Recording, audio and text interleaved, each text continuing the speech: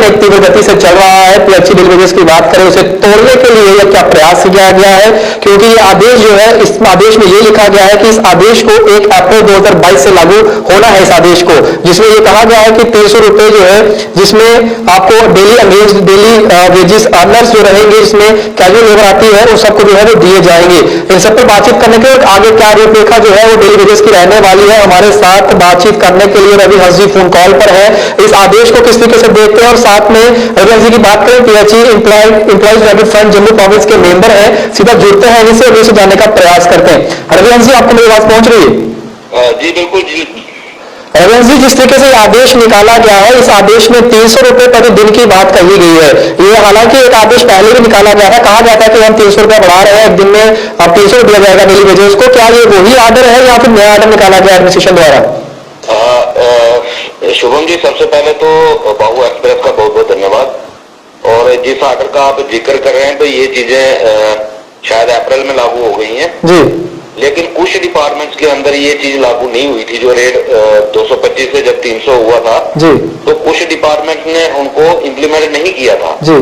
तो ये वही आर्डर है जो अप्रैल में जब मिनिमम वेजेस रिवाइज किया गया था मोदी जी के आने से पहले 23 अप्रैल को जब आर्डर निकाला गया था कि अंतरिम रिलीफ जो दी थी गवर्नर साहब की तरफ से 75 पे बढ़ा के, उसी का ऑफिशियली आर्डर जो है आज डायरेक्शंस इशू की गई है फाइनेंस डिपार्टमेंट की तरफ से कि ये सारे जितने भी डेली वेजेस जितने भी डिपार्टमेंट्स के अंदर काम करते हैं उनको 1 अप्रैल से जो है वो 225 के बजाय 300 रुपए पर डे मिलेगा।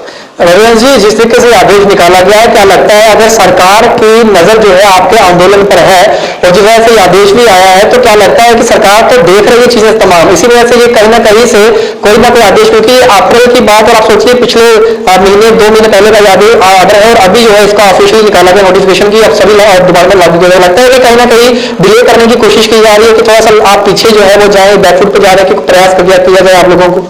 हाँ बिल्कुल शुभम जी, शायद याद होगा आप, हमने परसों ही अभी एक कॉन्फ्रेंस दी है जी, जिसमें हमने 22 दिसंबर को एक कार्यक्रम डिविजनल कमिश्नर ऑफिस के बाहर रखा है जी। तो ये लगभग 2.5 साल से लगभग इसी तरीके का सिलसिला सरकार की तरफ से चलाया जा रहा है जब से हम आंदोलन कर रहे हैं कि जब भी हम बड़े प्रोटेस्ट की कोई कॉल देते हैं तो सरकार की तरफ से कोई ना कोई आर्डर निकाला जाता है, चाहे वो फेक आर्डर निकलते हैं या कुछ ना कुछ गुमराह करने का प्रयास किया जाता है कि डेली वेजर जो है गुमराह हो जाए और वो स्ट्रेंथ जो है वो एकजुट ना हो पाए और सरकार को परेशानी ना आए।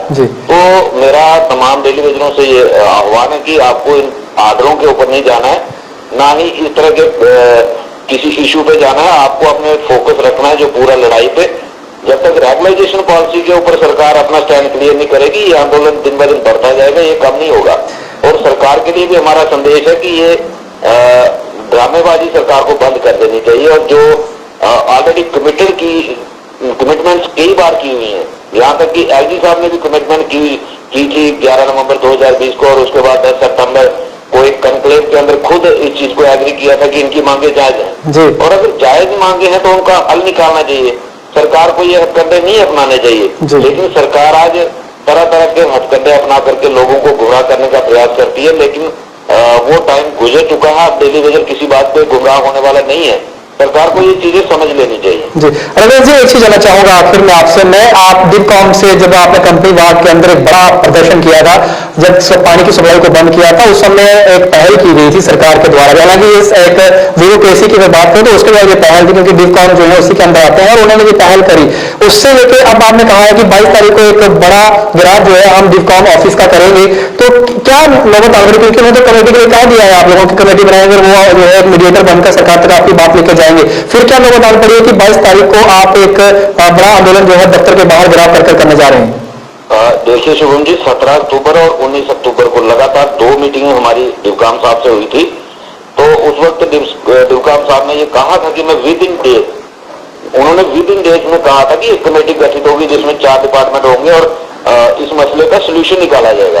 लेकिन 2 महीने पूरे हो रहे हैं हमारे 22 तारीख को, मतलब 19 तारीख को, और 22 तारीख को हमारे 6 महीने एजुकेशन के पूरे हो रहे हैं और इसीलिए हमने 22 तारीख का दिन चुना। 2 महीने से ज्यादा तब तक समय जो है डिवकाम साहब को भी हमने दे दिया है, लेकिन आज तक वो कमेटी गठित नहीं हुई है जिस लेवल की कमेटी गठित होनी चाहिए थी।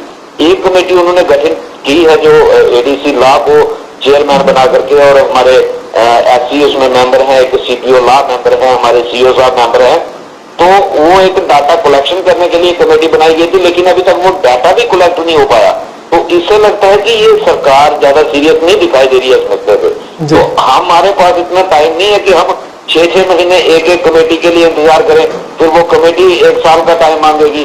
तो इसीलिए डीवकाम साहब को उनका वादा याद दिलाने के लिए एक प्रोग्राम जो है उन्हीं के ऑफिस के बाहर करेंगे, ताकि शायद वो भूल चुके हैं कि मैंने कोई कमिटमेंट भी की हुई है। तो उस कमिटमेंट को याद दिलाने के लिए ये प्रोग्राम रखा गया है। और अगर फिर भी तब तक उनके पास टाइम है, अभी 22 तारीख बहुत दूर है, तो अगर कोई उससे पहले कोई पॉजिटिव रिस्पांस आता है तो सोचा जा सकता है। अदरवाइज जो एजुकेशन है और भी ज्यादा तेज की जाएगी।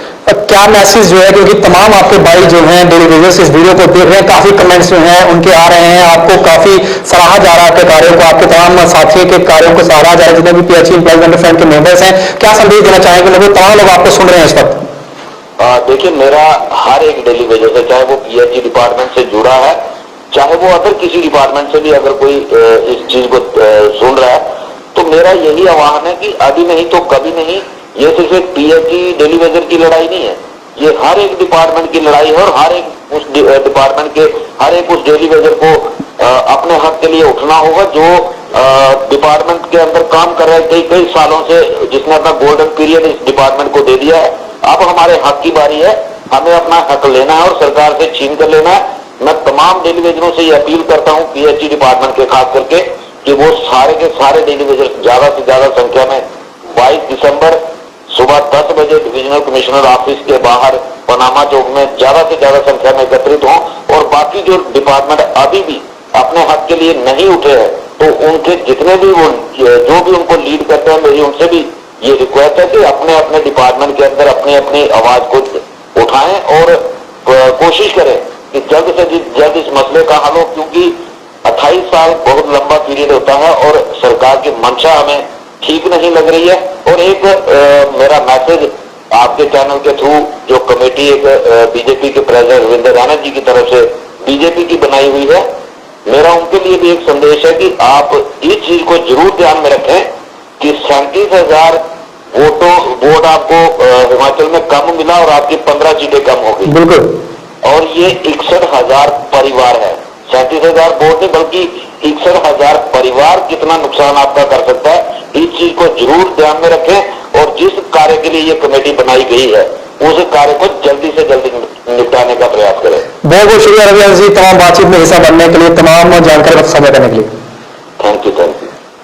आज पीएचई यूनाइटेड फ्रंट की बात करें, member Ravi ji phone call पर हमारे साथ जुड़े, तो इसका संभाल उनके साथ किया गया है। एक नया आदेश सरकार द्वारा government of Jammu and Kashmir finance department को डिवीजन द्वारा एक आदेश निकाला गया, जिसमें यह कहा गया है कि अब 225 से बढ़ाकर 300 रुपया प्रतिदिन दिहाड़ी जो है डेली वेजेस को दी जाएगी। इस आर्डर को जो है 1 अप्रैल 2022 से लागू कर दिया जाएगा। इस आर्डर के आने के बाद जो है जो वायरल हो रहा है आर्डर काफी ज्यादा, कहीं ना कहीं इस आंदोलन को डिरेल करने का प्रयास सरकार द्वारा किया जा रहा है, ये साफ तौर पर कहा गया है। और ये मैं नहीं कह रहा हूं, ये ऑल पीएचई यूनाइटेड फ्रंट के मेंबर रवि जी साफ तौर पर कहते नजर आ रहे हैं। और उन्होंने साफ तौर पर ये कह दिया है कि इस आदेश को हम जो है वो सिरे से नकारते हैं, हमें ये नहीं चाहिए, हमें परमानेंट रेगुलेशन पॉलिसी चाहिए, अब नहीं तो कभी नहीं, तो बिना पॉलिसी पर वापसी नहीं। और साफ तौर पर सरकार को चताया। उसके अलावा 22 तारीख का दिन एक बड़ा दिन रहने वाला है आप लोगों के लिए, एक मेगा रैली जो है, एक आंदोलन जो है वो किया जाएगा।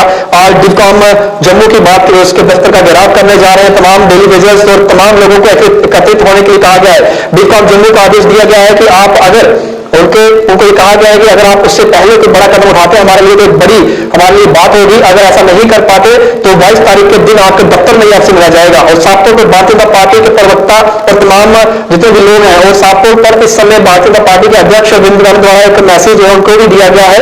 रवि जी द्वारा ये कहा गया है कि हिमाचल प्रदेश में 35,000 वोट जो है 15 सीटों जो गवाकर आपको जो है उनका जो है खामियाजा भुगतना पड़ा। तो ये 61,000 परिवार है, ऐसा ना हो लेने के देने पड़ जाए। समय रहते जो कमेटी बनाई गई है जल्द से जल्द कार्य पूरा करें, अन्यथा जोखिम आपके लिए भी है। तो वीडियो को शेयर करें, जल्द से ज्यादा वीडियो को शेयर करें। कमेंट बॉक्स में जितने लोग वीडियो को देख रहे हैं, वीडियो आपके लिए, आप ही के लिए बनाया गया स्पेशल वीडियो है, क्योंकि अभी तक क्या भीड़ रहा क्या कुछ नहीं रहा वो तमाम चीजें मैंने आपको साझा कर दी है। आप ही के बीच में से आप ही के member Ravi ji phone call पर आपको बता रहे हैं कि 22 तारीख का दिन चुना गया है। और 22 तारीख इसलिए क्योंकि ऐतिहासिक दिन है, इस आंदोलन के साथ जुड़ी तारीख तारीख है, तमाम लोगों को कहा गया